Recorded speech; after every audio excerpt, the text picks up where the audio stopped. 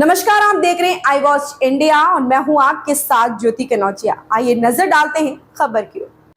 दिल्ली के old Rajendra Nagar coaching centre हादसे पर मेयर शैली ओबराय का कहना है, यह दुखद है कि 3 बच्चों की मौत हो गई। मैंने एमसीडी कमिश्नर को लिखा है कि दिल्ली भर में ऐसे सभी कोचिंग सेंटरों के खिलाफ सख्त कार्रवाई की जानी चाहिए जो एमसीडी के अधिकार क्षेत्र में है और बेसमेंट में व्यावसायिक गतिविधियां चला रहे हैं, जो बिल्डिंग बॉयलॉज का उल्लंघन कर रहे हैं और मानदंडों के अनुसार नहीं।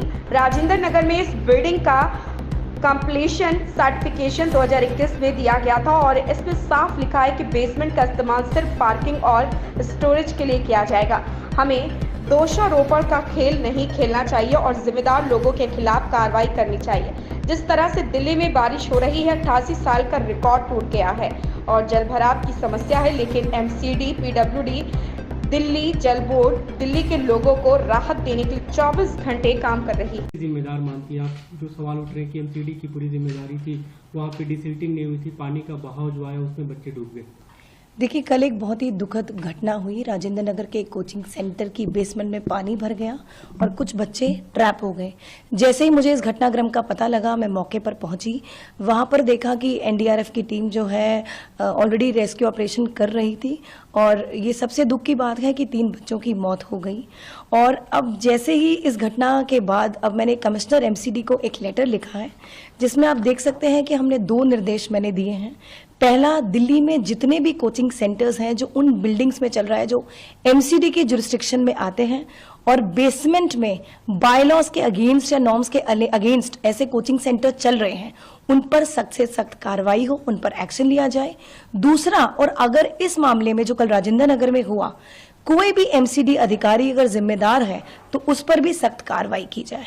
मैं आपको बताना चाहती हूँ इस बिल्डिंग के बारे में।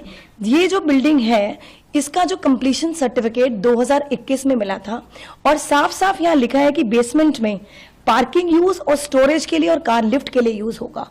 तो मैं बताना चाहती हूं कि अगर इस प्रकार से इलीगल तरीके से या प्रॉपर्टी को मिसयूज कर अगर ऐसे कोचिंग सेंटर्स बेसमेंट में चल रहे हैं तो उन पर कार्रवाई होगी और साथ ही अगर कोई अधिकारी जिम्मेदार होगा उस पर भी सख्त से सख्त कार्रवाई होगी।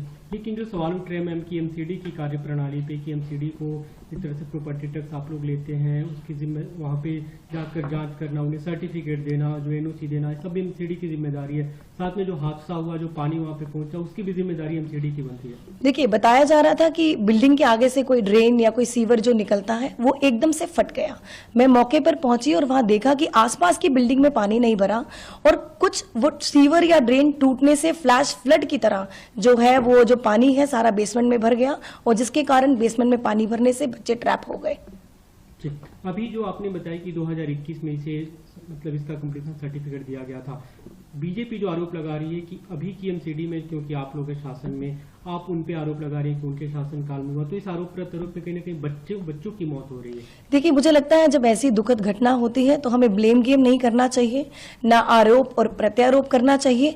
हमें कार्रवाई करनी चाहिए, जो भी इसका जिम्मेदार है उस पर सख्त से सख्त एक्शन लेना चाहिए और ऐसे कोचिंग सेंटर्स बेसमेंट में अगर इलीगल तरीके से वायलेट करके नॉर्म्स को, बायलॉज को वायलेट करके चल रहे हैं, उन पर एक्शन होना चाहिए। बीते दिनों में हमने देखा पटेल नगर में एक जो बच्चे की मौत हो गई, बिजली के जो मतलब पानी के कारण इलेक्ट्रोक्यूशन का हादसा हुआ, अभी 3 बच्चों की मौत हो गई। ऐसे लगातार हादसे हो रहे हैं, जो जल जमाव हो रहा है उससे निपटने की एमसीडी की क्या रणनीति है? क्योंकि अभी बारिश का सीजन है, बारिश होगी अभी ज्यादा। देखिए, जिस प्रकार से इस बार बारिश हो रही है, 88 साल का रिकॉर्ड टूटा, आपने देखा। वाटर लॉगिंग की समस्या है, पर एमसीडी हो, पीडब्ल्यूडी हो, दिल्ली जल बोर्ड हो, वो 24 घंटे आप देखेंगे ग्राउंड पर काम कर रहे हैं कि दिल्ली की जनता को समस्या का जो है हमें समाधान दे सके। हमने मैम लोकल एमएलए दुर्गेश पाठक से बात की, जो एमसीडी के प्रभारी भी हैं। उनका कहना था कि जल बोर्ड के अधिकारियों से लगातार बातचीत हुई, सुपर शकर मशीनें मांगी गई, कहीं न कहीं जल बोर्ड की तरफ से मशीनें उपलब्ध नहीं कराई गई, या जो एमसीडी के जो अधिकारी हैं उनकी तरफ से कहीं ना कहीं जो इस तरह से सहयोग मिलना चाहिए वो नहीं मिला। आपको लगता है कि इस खबर में बस इतना ही। बने रहें आई वॉच इंडिया के साथ।